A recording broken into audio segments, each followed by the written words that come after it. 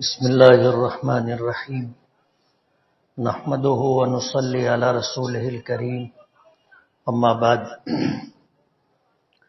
فاعوذ بالله من الشيطان الرجيم بسم الله الرحمن الرحيم إنا أعطيناك الكوثر فصل لربك وانحر إن شانئك هو الأبتر صدق الله العظيم۔ بزرگان محترم اور عزیز دوستو، اللہ تعالیٰ نے یہ دنیا بنائی، اللہ تعالیٰ ہی اس کے خالق بھی ہیں اور مالک بھی۔ یہ پوری دنیا اللہ تعالیٰ کی ملکیت ہے، ہم بھی اللہ کی مخلوق ہیں اور اللہ کی ملکیت ہے۔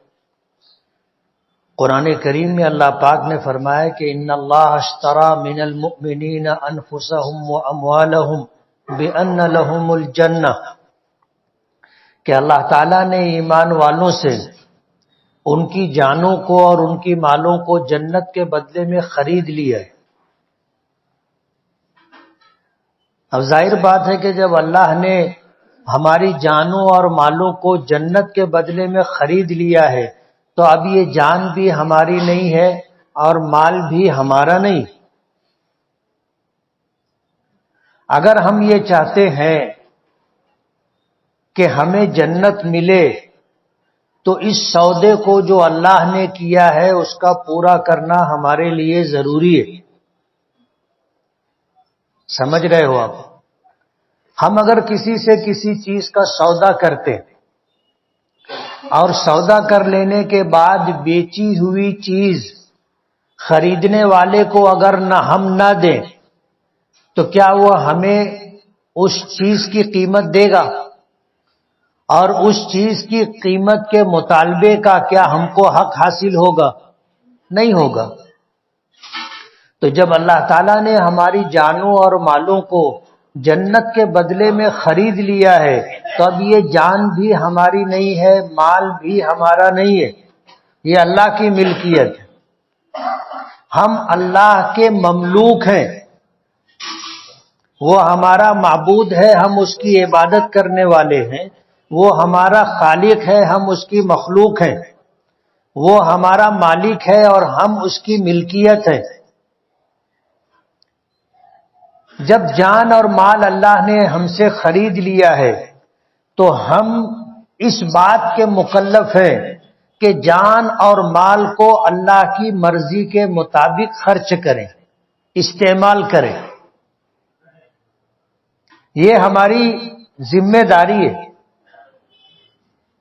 اور اس ذمہ داری کو اگر ہم نے پورا کر لیا تو اللہ تعالیٰ اس کی جو قیمت ہمیں دیں گے، اس کے بدلے میں اللہ ہمیں جنت عطا کریں گے، اس سے زیادہ بہتر قیمت نہیں ہو سکتی۔ حدیث پاک میں آتا ہے کہ جنت میں ایک کمان کے بقدر جگہ اتنی قیمتی ہے کہ پوری دنیا اور اس دنیا میں جو کچھ ہے سب مل کر کے اس کی قیمت نہیں بن سکتی۔ جنت میں ایک کمان کے بقدر کی جگہ کی قیمت پوری دنیا اور دنیا میں جو کچھ ہے اس کی قیمت نہیں بن سکتی۔ لیکن اللہ نے ہماری جان اور مال جب ہم سے خرید لیا اور خرید لینے کے بعد ہمیں احکامات عطا کیے، انبیاء کرام علیہم السلام کے ذریعے سے ہمیں بتایا کہ اب یہ جان کیسے استعمال کی جائے گی اور یہ مال کہاں خرچ کیا جائے گا۔ ہم اتنا کر لیں، اللہ اس کے بدلے میں وہ قیمت دے گا کہ ہم سوچ بھی نہیں سکتے۔ جنت کے متعلق آتا ہے نا، نبی کریم صلی اللہ علیہ وسلم نے فرمایا ما لا عین رأت ولا اذن سمعت ولا خطر علی قلب بشر۔ جنت کیا ہے نہ کسی آنکھ نے دیکھا، نہ کسی کان نے سنا، اور نہ کسی کے دل پر اس کا تصور گزر سکتا ہے۔ ہم ظاہر بات ہے جنت ہم نے دیکھی نہیں، اور جنت کے متعلق ہمیں جو کچھ بتایا گیا قرآن کریم کے ذریعے سے، احادیث مبارکہ کے ذریعے سے ہم نے جو کچھ سنا ہے یہ اس کا حقیقی بیان نہیں، اس کا حقیقی بیان نہیں ہے، یہ تو ہم کو سمجھانے کے لیے کچھ بتا دیا گیا، ورنہ جنت کیا ہے اس کا تذکرہ بھی انسان کے بس سے باہر ہے۔ جنت کی خوبیاں، اس کی خوبصورتی، جنت کی سہولیات، جنت کی نعمتیں اور جنت میں ملنے والی راحتیں انسان بیان بھی نہیں کر سکتا۔ اسی بات کا تذکرہ نبی کریم صلی اللہ علیہ وسلم نے کیا ہے کہ ما لا عین رأت، نہ کسی آنکھ نے دیکھا، ولا اذن سمعت، نہ کسی کان نے سنا، ولا خطر علی قلب بشر، انسانی دل پر اس کا تصور بھی نہیں گزر سکتا۔ ہم کسی چیز کے متعلق جو تصور کر سکتے ہیں، بہتر سے بہتر جو سوچ سکتے ہیں، جہاں جا کر ہماری سوچ ختم ہو جائے گی، جنت اس سے آگے کی چیز ہے۔ ولا خطر علی قلب بشر، اللہ تعالی ہماری جانوں اور مالوں کے بدلے میں جو قیمت ہمیں دے گا وہ جنت ہے۔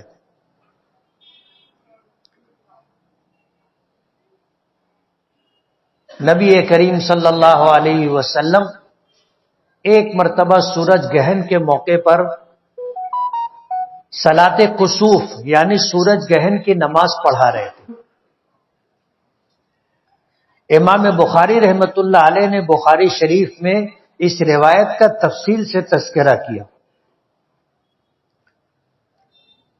سورج گہن کی نماز تھی جو باجماعت ادا کی جاتی ہے، اور فقہا نے لکھا ہے کہ نماز اتنی لمبی ہونی چاہیے، نماز اور دعا اتنی لمبی ہونی چاہیے کہ سورج گہن لگنے سے لے کر گہن ختم ہونے تک یہ سلسلہ چلتا رہے۔ حضور پاک صلی اللہ علیہ وسلم نے نماز پڑھائی، امامت فرمائی، صحابہ کرام اقتدا میں تھے۔ اس نماز میں کچھ عام نمازوں سے ہٹ کر کے واقعات پیش آئے۔ بعض روایتوں میں آتا ہے کہ حضور نے 2 رکوع فرمایا، جبکہ ایک رکعت میں کتنے رکوع ہوتے ہیں؟ 1 رکوع ہوتا ہے۔ لیکن بعض روایت میں آتا ہے کہ سورج گہن کی نماز پڑھاتے ہوئے حضور نے 2 رکوع کیے۔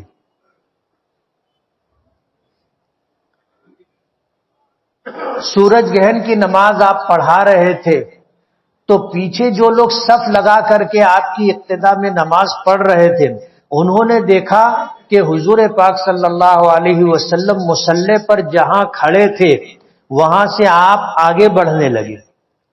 اب ظاہر بات ہے امام یہاں کھڑا ہوگا، آگے بڑھے گا، آگے تو محراب ہے، دیوار ہے، اس سے آگے تو نہیں جا سکتا۔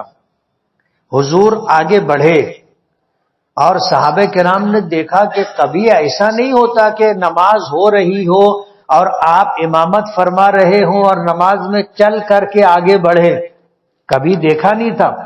یہ پہلی مرتبہ دیکھا کہ سورج گہن کی نماز میں حضور آگے بڑھے، 1 قدم بڑھے، 2 قدم بڑھے، اور اس کے بعد صحابہ کرام نے جب آپ کی آگے بڑھنے کی اس حرکت کو دیکھا تو جو قریب میں تھے ان کی نظر تھی، انہوں نے دیکھا کہ حضور نے اپنا دست مبارک ایسے آگے بڑھایا جیسے ہم لوگوں کو کوئی چیز لینی ہوتی ہے، کوئی چیز اٹھانی ہوتی ہے آگے کی، تو ہم کیسے اپنا ہاتھ آگے بڑھاتے؟ تو حضور پاک صلی اللہ علیہ وسلم نے بھی اپنا دست مبارک ایسے آگے بڑھایا، لیکن پھر آپ نے اپنا ہاتھ پیچھے کر لیا اور پھر واپس الٹے قدم آ کر جہاں آپ پہلے کھڑے تھے وہاں کھڑے ہو کر کے آپ نے قرآن کریم کی تلاوت فرمائی اور فرماتے رہے۔ اس کے بعد صحابہ کرام کہتے ہیں کہ ہم نے آپ کو دیکھا کہ آپ پیچھے ہٹے۔ جب پیچھے ہٹے تو جو پہلی صف آپ کے پاس تھی وہ بھی پیچھے ہٹنے لگی، اور ان کے پیچھے ہٹنے سے دوسری صف بھی پیچھے ہٹی، دوسری صف کے پیچھے ہونے سے تیسری صف بھی پیچھے ہوئی، اور حضور پیچھے ہوتے رہے اور آپ کے پیچھے کی صفحے بھی پیچھے الٹے قدم ہوتی رہی، دیوار سے لوگ جا کے لگ گئے۔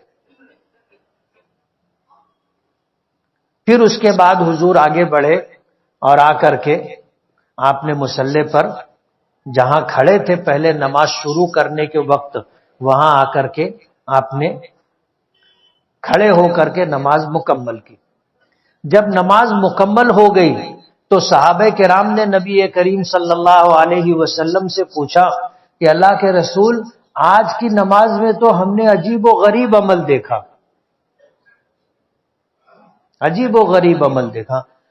آپ نے 2 مرتبہ رکوع فرمایا۔ روایتوں میں آتا ہے نبی کریم صلی اللہ علیہ وسلم نے جواب دیا کہ میں اللہ کی رحمتوں کا نزول دیکھ رہا تھا۔ میں نے رکوع کیا، اللہ کی رحمتوں کو نزول کو دیکھ کر کے میں اٹھا، پھر قرآن کریم کی تلاوت آپ نے شروع کر دی، اور پھر اس کے بعد آپ نے رکوع کیا اور رکوع کے بعد سجدہ کیا۔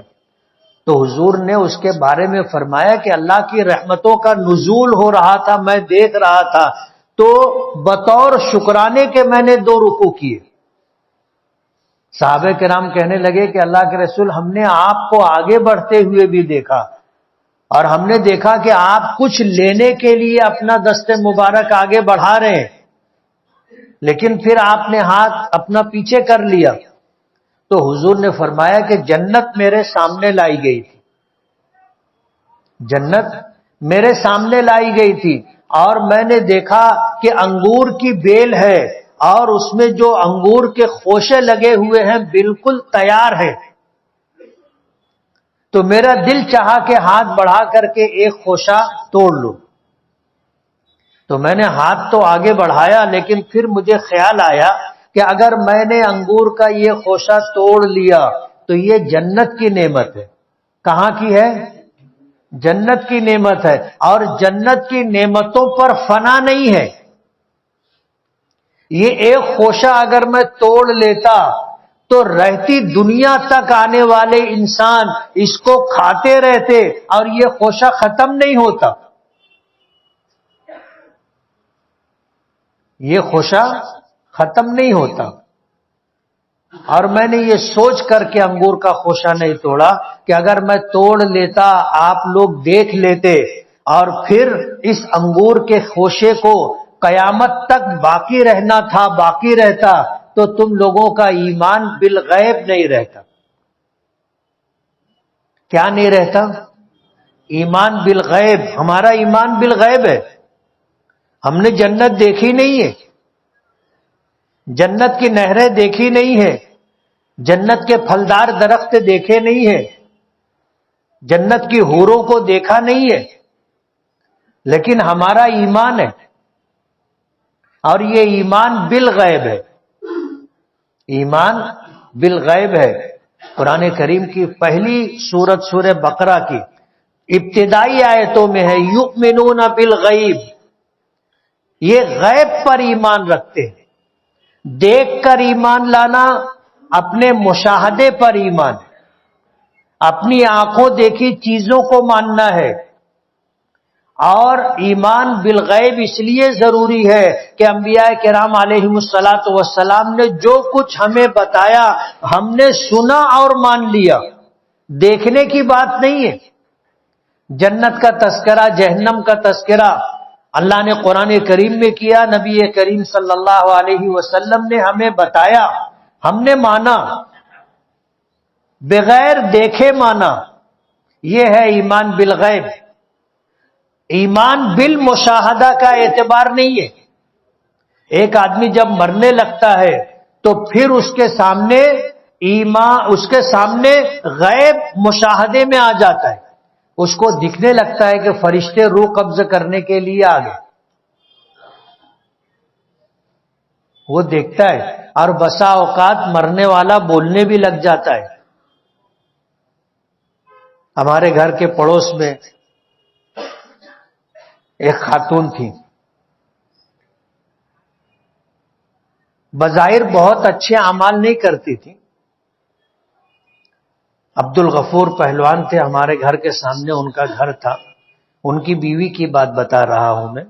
انتقال سے کچھ پہلے اس نے کہا کہ مجھے نہلا دو، لوگوں نے نہلایا، کہا کہ سفید کپڑا پہناؤ، سفید کپڑا پہنا دیا گیا، اس کو لٹا دیا گیا کہ اس لیے طبیعت اچھی نہیں تھی۔ اس کے بعد اس نے کہا کہ تم لوگ سب ہٹ جاؤ، دیکھو لوگ آ رہے ہیں، کتنے خوبصورت لوگ ہیں، اچھے کپڑے پہنے ہوئے لوگ ہیں، آ رہے ہیں، تم لوگ ہٹ جاؤ، سب ان کو جگہ دو بیٹھنے کی۔ اب ان باتوں کا تذکرہ کر رہی تھی اور پھر چند لمحوں میں اس کا انتقال ہو گیا۔ ہم لوگ چھوٹے چھوٹے تھے اور اس بات کا چرچا جتنے لوگ وہاں تھے سبوں نے کیا۔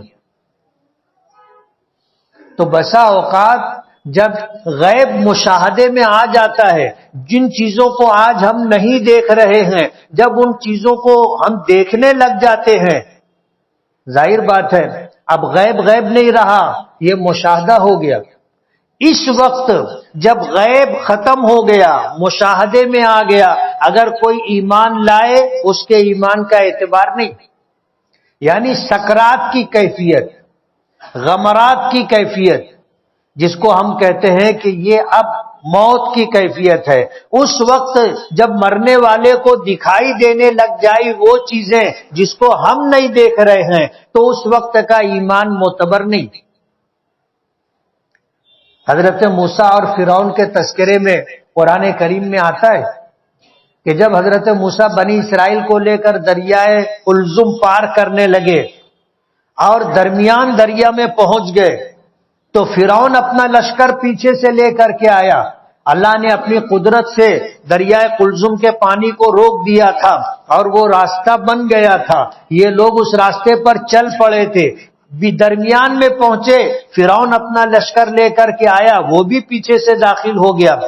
حضرت موسیٰ علیہ السلام اور بنی اسرائیل جب دریا پار ہوئے تو فرعون اپنے لشکر کے ساتھ دریا کے درمیان میں بیچ میں پہنچا۔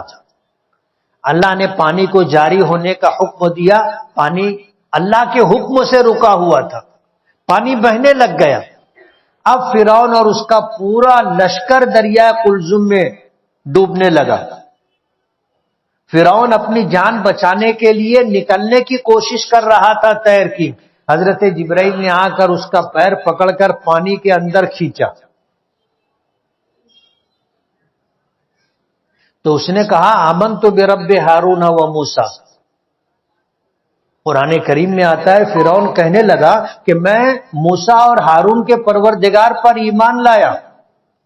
حضرت جبرائیل نے کہا آل وقد عصیت قبل وکنت من المفسدین، اس سے پہلے تو نافرمانی کرتا رہا، اللہ کی ربوبیت کا، الوہیت کا، وحدانیت کا انکار کرتا رہا، اور اب تو ایمان لا رہا ہے، اس کا اعتبار نہیں ہے۔ اللہ کے عذاب کو دیکھ لیا تھا، جبرائیل کو دیکھ لیا تھا، غیب مشاہدے میں آ گیا تھا، مرتے وقت اگر کوئی ایمان لائے تو اس کے ایمان کا اعتبار نہیں۔ تو حضور نے فرمایا کہ وہ انگور کا خوشہ میں نے اس لیے نہیں توڑا تھا کہ اگر میں توڑ لیتا تو تمہارا ایمان بالغیب نہیں رہتا۔ کہنے لگے اللہ کے رسول آپ پیچھے بھی ہٹے تھے، کہا جہنم میرے سامنے لائی گئی تھی اور میں نے جہنم کو دیکھا تو اس سے خوفناک منظر میں نے اس سے پہلے کبھی نہیں دیکھا، اس لیے میں پیچھے ہٹا تھا۔ مجھے بتانا یہ ہے کہ جنت کی نعمتوں پر فنا نہیں ہے، ایک خوشہ حضور اگر توڑ لیتے تو قیامت تک کی دنیا کھاتی رہتی اور وہ خوشہ ختم نہیں ہوتا۔ اب جنت کی نعمت کا تذکرہ ہوا، لیکن جنت اس سے زیادہ کہیں بہتر ہے۔ وَلَا أُذُنٌ سَمِعَتْ، کسی کان نے بھی اس کا تذکرہ نہیں سنا۔ تو اللہ نے ہماری جانوں اور مالوں کو جنت کے بدلے میں خرید لیا ہے، اور ہم اس بات کے مکلف ہیں کہ ہم اللہ کے حکموں پر چلیں، نبی کی سنتوں پر چلیں۔ یہ تھوڑی سی زندگی جو ہمیں اللہ پاک نے دی ہے، اللہ کے حکموں کے مطابق گزاریں۔ آخری نبی جناب رسول اللہ صلی اللہ علیہ وسلم خاتم الرسول ہے، خاتم النبیین ہے، اور اب کوئی نبی آنے والا نہیں ہے، تو ہم مکلف ہیں اس بات کے کہ قرآن کی بات، حدیث کی بات، دین کی بات، شریعت کی بات لوگوں کو بتائیں، اللہ اس کے رسول کی بات لوگوں تک پہنچائیں، یہ ہماری ذمہ داری ہے، یہی دعوت و تبلیغ ہے۔ اور اسی دعوت و تبلیغ کو انجام دینے کے لیے اولیاء کرام، بزرگان دین نے الگ الگ طریقوں سے محنت کی، مدرسوں کے ذریعے، مکاتب قرآنیہ کے ذریعے، دعوت و تبلیغ کے ذریعے، تصوف اور خانقاہوں کے ذریعے اسی بات کو آگے تک پہنچانے کی کوشش کی گئی۔ ہم میں کا ہر شخص ذمہ دار ہے۔ الا کلکم راع وکلکم مسئول عن رعیتہ، تم میں سے ہر شخص ذمہ دار ہے اور ہر ایک سے اس کی ذمہ داریوں کے متعلق پوچھا جائے گا۔ آج الحمدللہ حق بات بالکل واضح ہے، انٹرنیٹ کے ذریعے، سوشل میڈیا کے ذریعے، میڈیا کے ذریعے بات عام ہے۔ آدمی اگر تلاش کرنا چاہے کسی بات کو، ایک بٹن دبانے پر اس کو ساری تفصیلات مل جاتی۔ آج ہم اس بات کے مکلف ہیں کہ ہم خیر کی بات، بھلائی کی بات دوسروں تک پہنچائیں۔ اگر ہم میں کا ہر شخص بھلائی کی بات کرنے لگ جائے، دعوت و تبلیغ کی ذمہ داری محسوس کرتے ہوئے اللہ اس کے رسول کے احکامات تو دوسروں تک پہنچانے لگ جائے، ماحول بدل جائے گا۔ آج جو بے دینی ہے یا دین سے دوری ہے یا کچھ لوگ دین کے خلاف بات کرتے ہیں، ان تک ہمارا یہ پیغام پہنچ جائے، یہ ہماری ذمہ داری ہے۔ حجۃ الوداع کے موقع پر حضور پاک صلی اللہ علیہ وسلم نے اسی بات کی کوشش کی تھی۔ آپ نے فرمایا تھا بلغوا عنی، آج تم میں سے جو لوگ یہاں موجود ہیں، فَلْيُبَلِّغِ الشَّاهِدُ مِنْكُمُ الْغَائِبِ، جو یہاں حاضر ہے وہ ان لوگوں تک جو یہاں حاضر نہیں ہے میری یہ بات پہنچا دے۔ اور پھر سب سے پوچھا تھا کہ کیا میں نے تم تک اللہ کی بات، اللہ کے احکامات اور دین پہنچا دیا؟ الا هل بلغت، الا هل بلغت، کیا میں نے تم تک اللہ کا پیغام پہنچا دیا؟ صحابہ کرام نے کہا تھا نعم یا رسول اللہ، قد بلغت الرسالۃ وادیت الامانۃ ونصحت الامۃ، اللہ کے رسول آپ نے امانت ادا کر دی، آپ نے دعوت و تبلیغ کا فریضہ، رسالت کی ذمہ داری آپ نے پوری کر دی، اور آپ نے امت کے ساتھ خیرخواہی کا معاملہ کیا۔ تو حضور نے آسمان کی طرف انگلی اٹھائی تھی اور کہا تھا اللہم اشہد علی ھذا، اللہم اشہد علی ھذا، اللہم اشہد علی ھذا، اے اللہ تو اس پر گواہ رہنا، اے اللہ تو اس پر گواہ رہنا، اے اللہ تو اس پر گواہ رہنا۔ 3 مرتبہ آپ نے یہ بات فرمائی۔ کل قیامت کے دن جب انبیاء کرام علیہم السلام سے اسی دعوت و تبلیغ اور فریضہ نبوت اور رسالت کے متعلق پوچھا جائے گا تو تمام انبیاء کرام کے حق میں ہم گواہی دیں گے، اور حضور نے اللہ کا یہ پیغام ہم تک پہنچا دیا۔ حضور پاک صلی اللہ علیہ وسلم نے اللہ کو گواہ بنایا کہ اللہ تو اس پر گواہ رہنا، اے اللہ تو اس پر گواہ رہنا۔ یہ ذمہ داری ہم سب کی۔ آنے والی جمعرات اور جمعہ ہمارے یہاں دعوت و تبلیغ کے تعلق سے ایک اجتماع ہے اسپننگ مل کے پیچھے، اور اسی دعوت و تبلیغ کی محنت جو تبلیغی جماعت کر رہی ہے چل پھر کر کے، اسی دعوت و تبلیغ کی محنت جو علماء کرام مدارس دینیہ میں بیٹھ کر کے قرآن کریم پڑھا کر کے اس کی تعبیر، اس کی تفسیر، اس کا ترجمہ کر کے، حدیث مبارکہ اور اس کی تشریح کر کے، اور خانقاہوں میں بزرگان دین، اولیاء کرام، صاحب نسبت لوگ جو تصوف و سلوک کے ذریعے لوگوں تک اللہ کا دین پہنچا رہے ہیں، یہ ایک محنت اور کوشش ہے، اس کی الگ الگ شکلیں۔ اسی عنوان سے 9 اور 10 جنوری جمعرات اور جمعہ کا اجتماع ہے. آپ سبھی حضرات اس کی محنت بھی کریں اور اس اجتماع میں شریک ہونے کی کوشش بھی کریں گے نا انشاءاللہ. ہماری تھوڑی دیر کی شرکت ایسی ہوگی کہ ہم انگلی کٹا کر کے شہیدوں میں شامل ہو گئے. انگلی کٹا کر شہیدوں میں. کوئی گردن کٹائے گا، ہم تو صرف وہ انگلی کٹوائیں گے. اپنا وقت فارغ کر کے پہنچے سے لوگ محنت کر رہے ہیں اجتماع کی. جماعتیں بھی مالیگاؤں میں چل پھر رہی ہیں اور حلقے واری لوگ جو ذمہ دار ہیں وہ بھی کر رہے ہیں.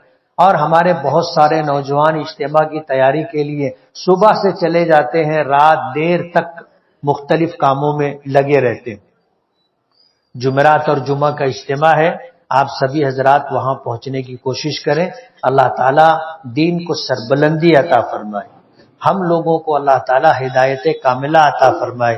حضور پاک صلی اللہ علیہ وسلم کے دین و شریعت پر اور سنتوں پر عمل کرنے والا بنائے. وآخر دعوانا ان الحمدللہ رب العالمین.